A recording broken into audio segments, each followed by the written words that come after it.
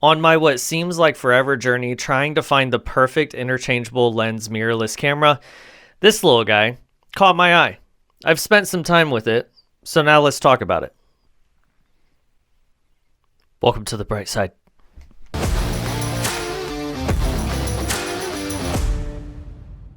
This is the Sony NEX-3N.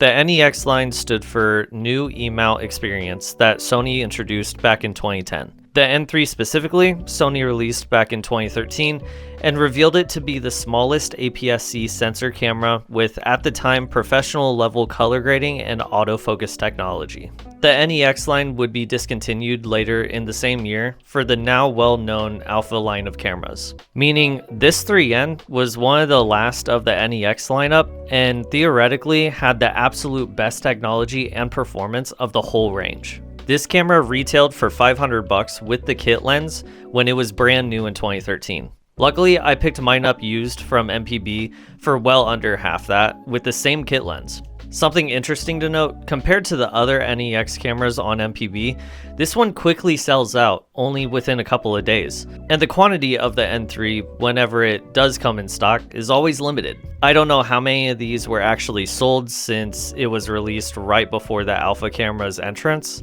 but either the N3 is quite rare or people really want this specific one whenever it comes in stock.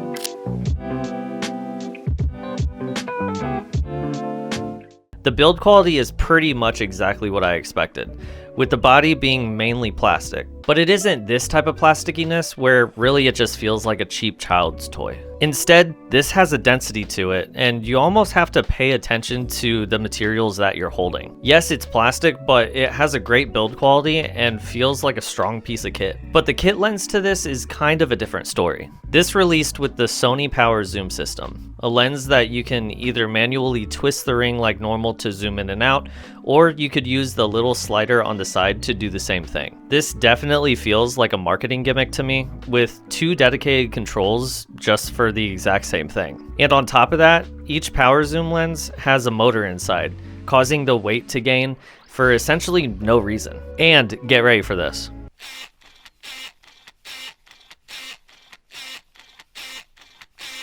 That is just ridiculously loud. Why on earth this was even a thing, I have no idea. Even using the lens makes this camera feel a little more like a point and shoot fixed lens camera instead of the powerhouse that it's meant to be. Luckily, since this is an interchangeable lens camera, we could just scrap the kit lens altogether and replace it with any E-mount lens. And luckily, out there are an absolute ton of.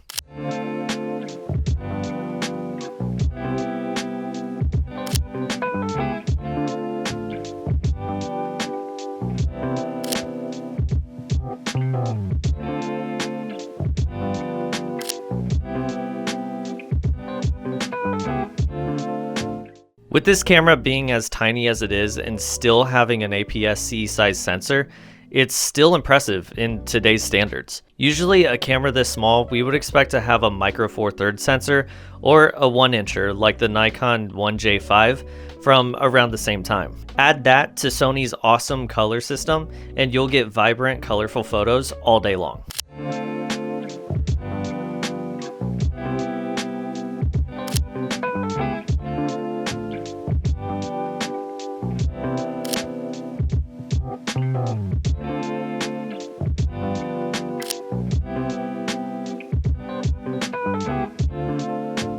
But there are still some functions that holds this camera back.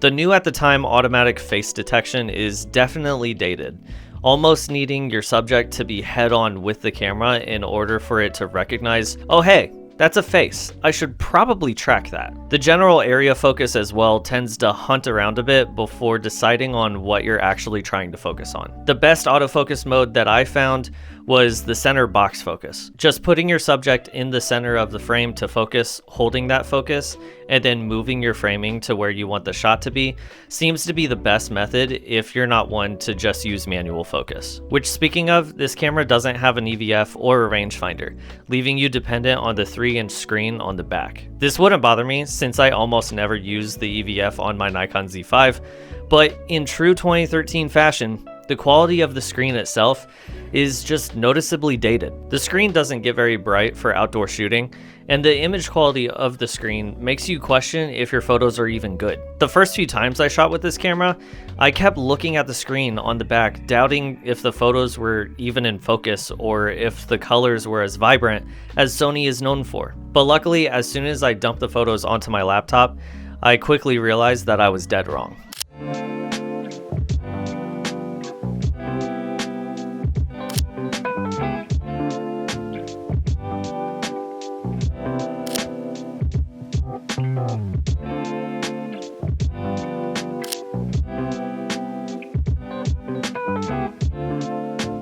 Despite all of these flaws, I found myself now keeping this camera in my bag and wanting to continue shooting with it. It takes me back to a time where we couldn't depend on technology to always get it right. It forces you to struggle just a little bit to make you think about your framing or exposure or overall composition. This at the time was a leader in the compact camera market. Today, it's obviously a little bit dated, but the image quality that you get at the end of the day makes this an awesome choice for any new photographers looking to start on a very tight budget. I would even argue that this is a great option for any photographer from hobbyist to professional looking for a super tiny camera that they could put in a jacket pocket or throw in their bag to just have available throughout the day. My wife specifically loves the compact size and overall ease of use, as she puts it in auto mode and kind of just treats it like a point and shoot. Then of course she'll ask me to edit the photos for her later, and something tells me that I'm gonna be doing a lot more of that with this camera around.